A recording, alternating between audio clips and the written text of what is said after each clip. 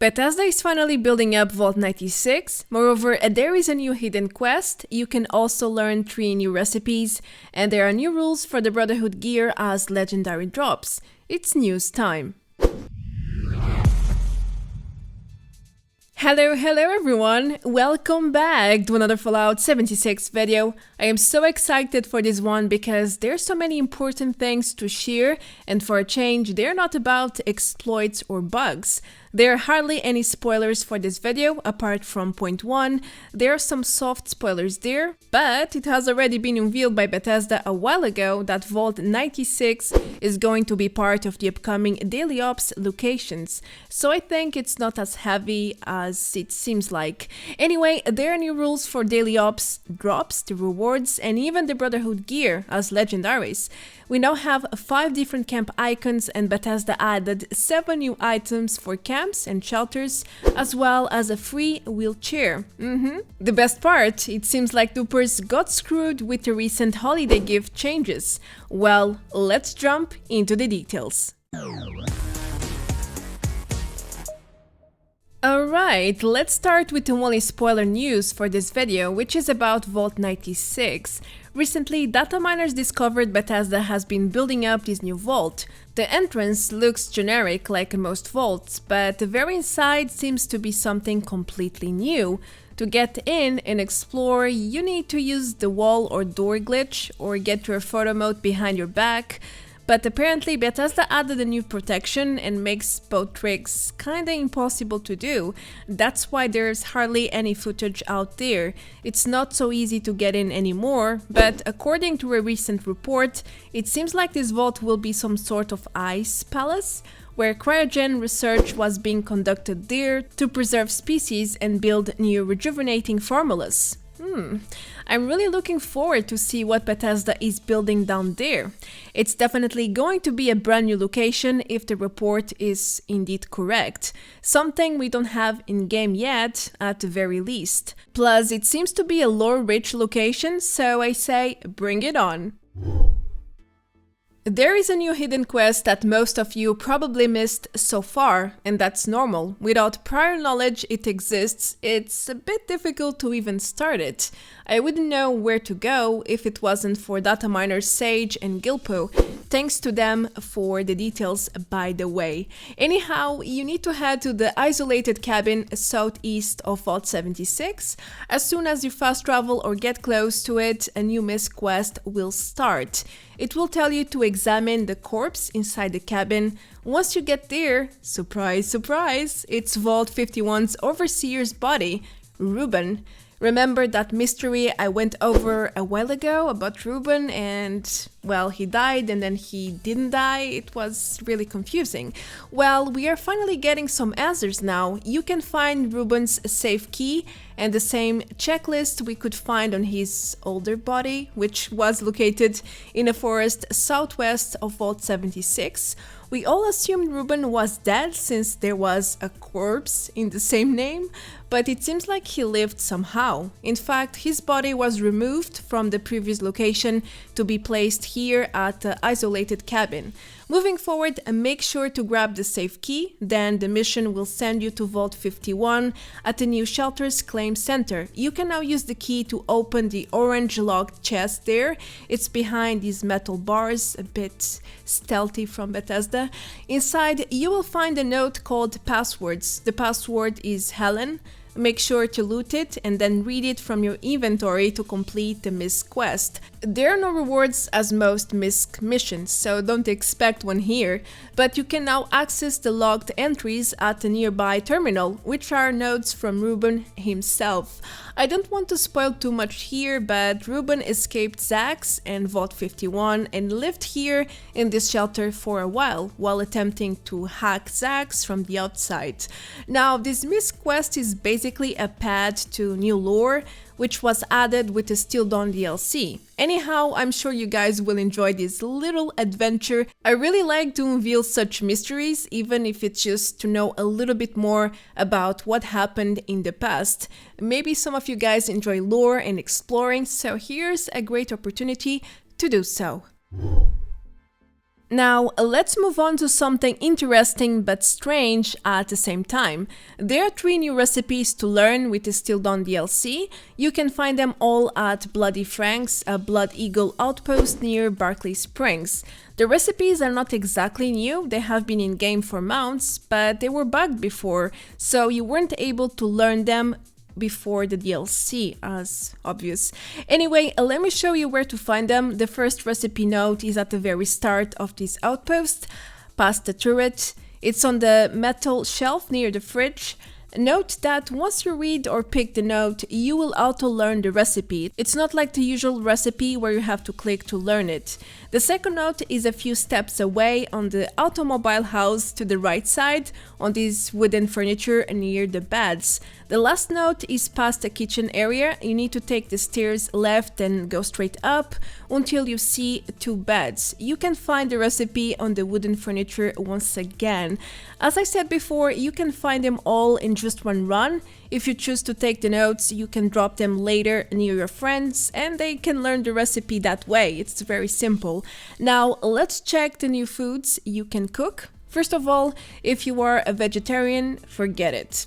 They are all for carnivores. They give you damage resist and HP regen. They are rather simple foods in terms of effects, but some require quite the ingredients to craft. The strange part is that the 3 recipes give you the same exact type of effects. Even though they are different recipes and require different ingredients, they give you the same effects.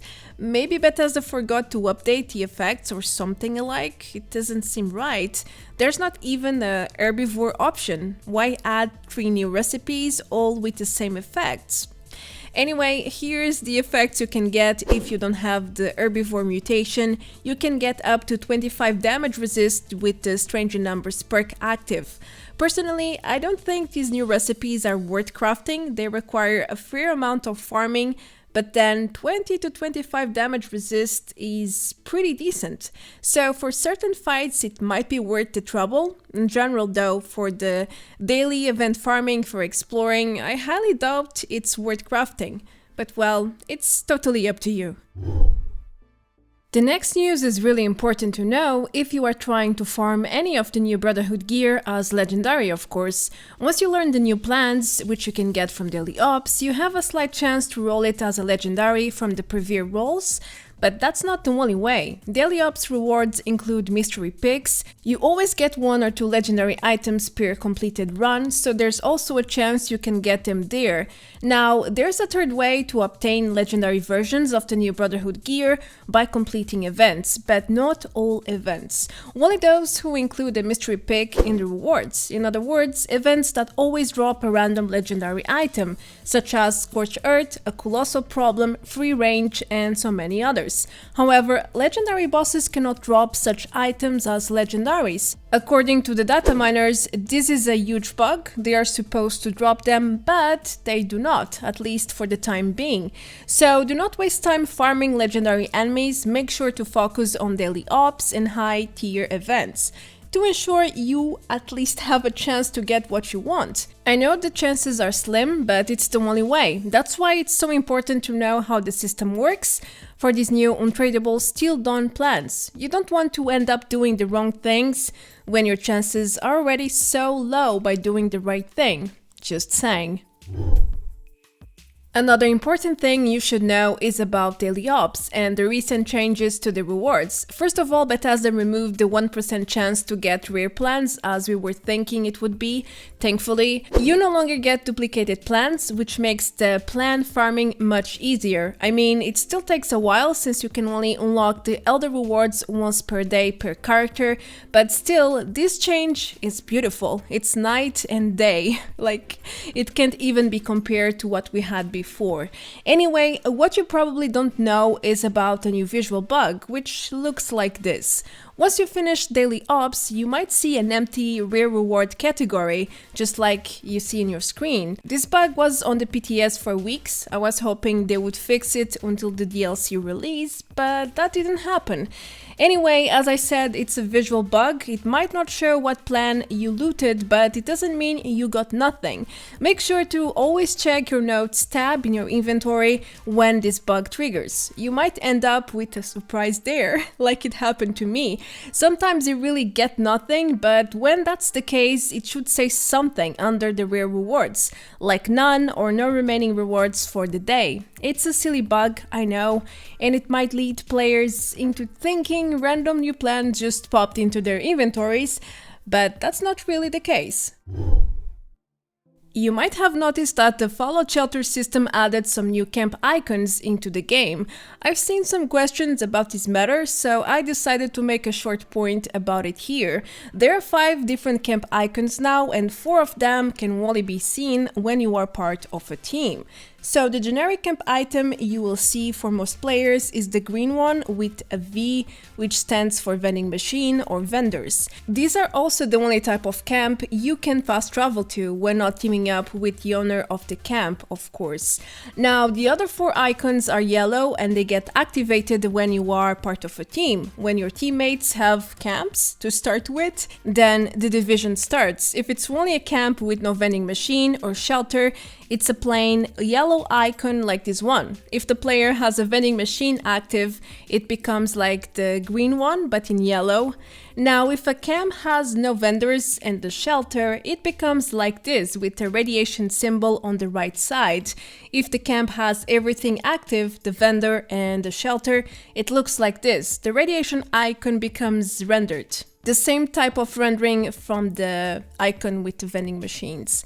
Basically, everyone can see your camp when you have a vendor active, but not when you own a shelter. Only teammates can see you have a shelter through the map icons when you are both in a team, just like your camp. Here's an example how someone's camp icon looked to me outside of his team and then as part of his team.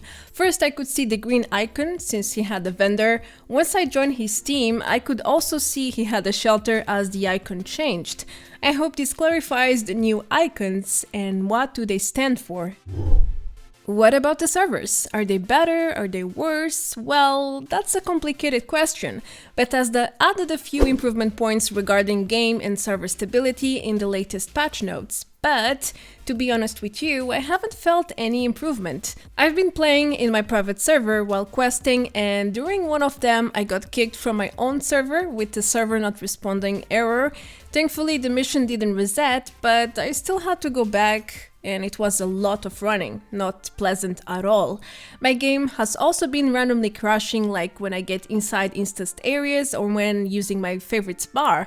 Sometimes even when I fast travel, the loading screen never ends, like it freezes but the loading wheel keeps on going. It's all just very strange. I also saw there's lots of new reports from the past days regarding game crashes and server issues. So sadly, I don't think Bethesda did anything to improve the situation since Update 23 went live. It's basically the same as it was before the Still Dawn DLC went live. At least I think and I feel like that. What you guys think? Do let me know if you have anything to share. You probably heard about the change with the holiday gifts, right? That's because a lot of cheaters started to freak out when the DLC went live. Bethesda drastically increased the holiday gift weight from 0.1 to £1 each. Ouch, that's a big difference. Now, for the regular player, this probably doesn't change much. In fact, it's not like a lot of players kept tons of gifts from last year. But Duppers, on the other hand, they have an entire business just focused on this item.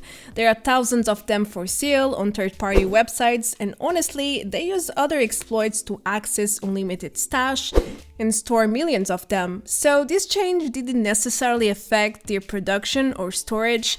Instead, it affected their distribution. It's not as easy to transport 200 gifts, for example, with your character anymore, even less thousands of them. It won't allow you to fast travel if you are carrying that much. But well, that should be easy to handle. Just ask the buyer to come to you and you can keep going with the business as usual. I guess. Well, let's move on to the next news.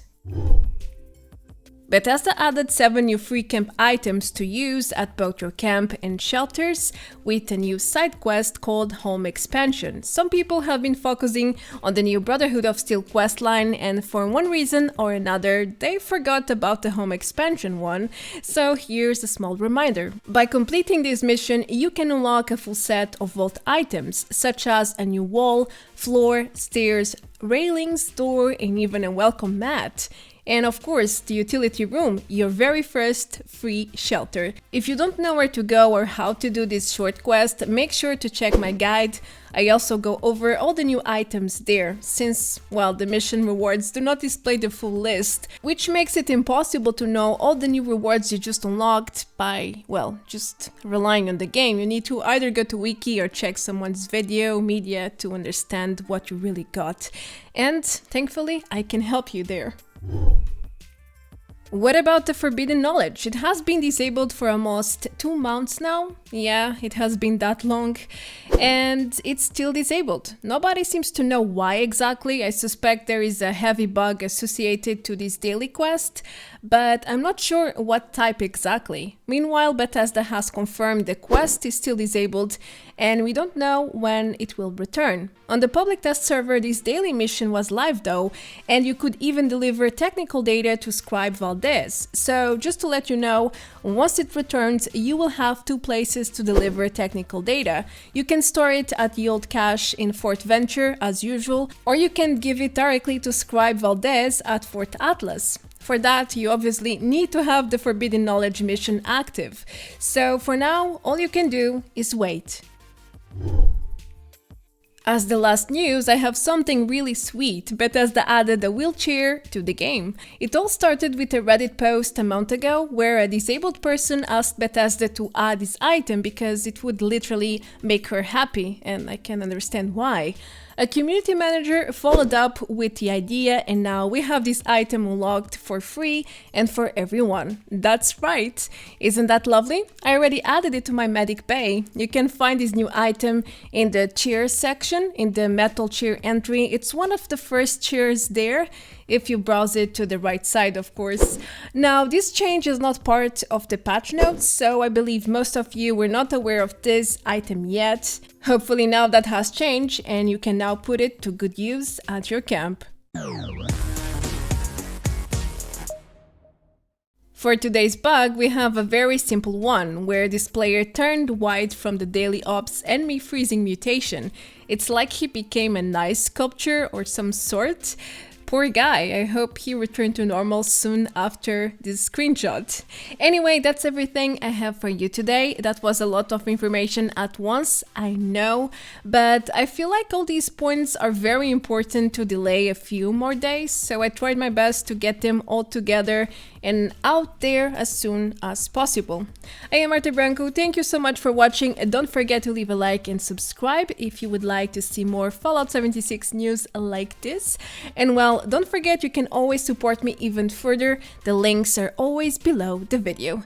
Thanks to all my members and patrons for their continued support as usual, and well, that's it. I will see you all very soon in the next one. Until then, take care, adeus, bye bye!